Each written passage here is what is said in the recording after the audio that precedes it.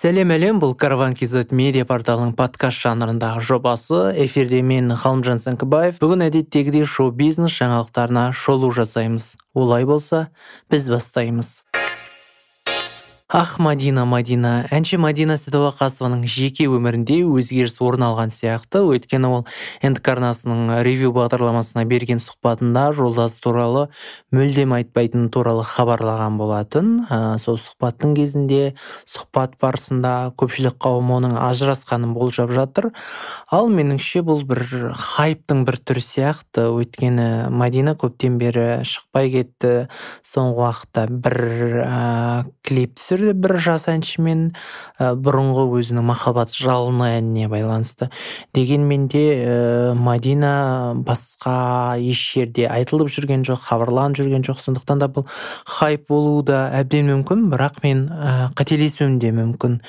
Не болса да бұл әзірге құпияда болып тұр. Уақыты келгенде оны да көре жатармыз. Әрине, әлем әншісі айналған жерлесіміз қазақстандықтарды тек жағымды жаңалықтармен ғана соңғы уақытта қуантып жүр. Димаш әлемге әйгілі Джеки Чанның «Авангард» атты фильмде басты әндердің бірін орындаған болатын. Бұл қуанышты, жағымды да жаңалықты әншінің өзі Instagram желісіндегі парақшасына бөліскен болатын. Жақын күндерде Джеки Чанның «Авангард» атты жаңа фильмі жарыққа шығады. Мен аталмыш фильмде басты әндердің бірін орындадым. 30 қыркүйектен бастап кинотеатрлардан тамашалай аласыздар деп жариялаған болатын. Айта кететін болсам, бұл кинолентаның тұсауы Сингапурде кесілмек. Басты рөлдерді Джеки Чан, Ян, Айлунь, Мия Муци, Чу Чен Тин және өзгелер сомдаған. Бұл фильмнің режиссері Стэнли Тун. Жерлесіміз үшін, қазақ баласы үшін әрине өте қуаныштымыз. Қуанышты жаңалықтармен тыңдармандарын, жанкүйерлерін қуанта берсін дейміз, тілейміз.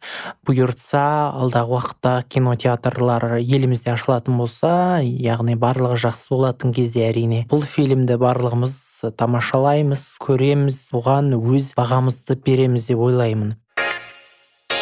Әлем әншісі демекші, Данэлия Төлешова Америка Got Talent жобасында жеңімпаз атана алмады. Өкінішке орай әрине. Ол финалда орындаған әнмен тағы да тәнті еткен болатын.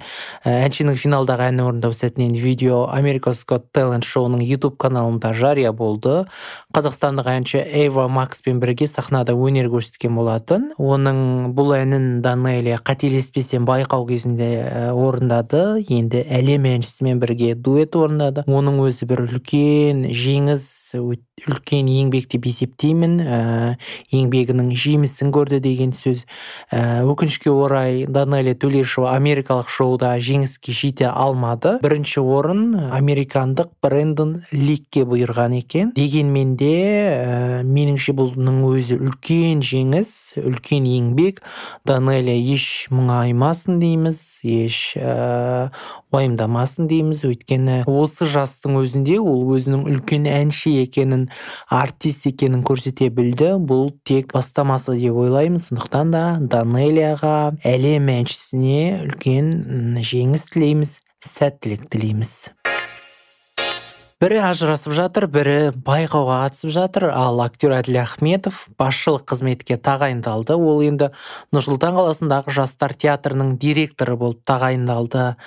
Мен бұл жаңалықты естіген кезде шыны керек аса қуанған жоқпын. Өйткені айтып өтейін өзімнің ойымды. Мен Әділ Ахметовты мықты актер деп есептеймін, әрине. Дегенмен де шығармашылық адамның басшылық қызметте отырғаны дұрыс емес сияқты. Орысша айтқан кезде бұл беда, былай айтқан кезде. Өйткені бастықтың жұмысы көп, оның шығармашылығы бір жақта қалады, өзі бір жақта қалады. Сондықтан да басшы болып қызмет атқаруда үлкен өнер. Оның мынау фильмге түсіп жүргені, өзінің театрда ойнайтыны қалып қоятын сияқты, жанкүйерлеріне, өзінің көрермендеріне көп уақытты арнай алмайтын сияқты. Оның ішінде фильмдерге, жаңағы спектакльдерге, бұл административный жұмыс қой, басшылықтың өзі, оның жаңағы бүкіл театрды басқарасың, оның айлығы бар, қол астыңдағы бүкіл қызметкерлер бар, жаңағы сондағы қойылымдар бар, спектакль бар, соның барлығына жауап беруің керек. Ал ол кезде сенің жаңағы фильмге, театрға қолың мүлдем тимей қалатын сияқты. Меніңше Дегенмен енді өзі біле жатар, өз ойымды айтып жатқаным ғой, өз пікірімді. Ал сіздер қалай ойлайсыздар? Пікірлеріңізді жазуды ұмытып кетпеңіздер. Бүгінгі осы сіздерге қызықты да ел аузында жүрген әлеуметтік желіні дүр сілкіндірген шоу-бизнес жаңалықтарын назарларыңызға ұсынған болатынмын. Бүгінгі осы сіздерге бүгінгі шығарылым, бүгінгі сан ұнады деген ойдамын, үміттемін. Келесі жүздескенше караван әрдайым жаныңыздан табылсын.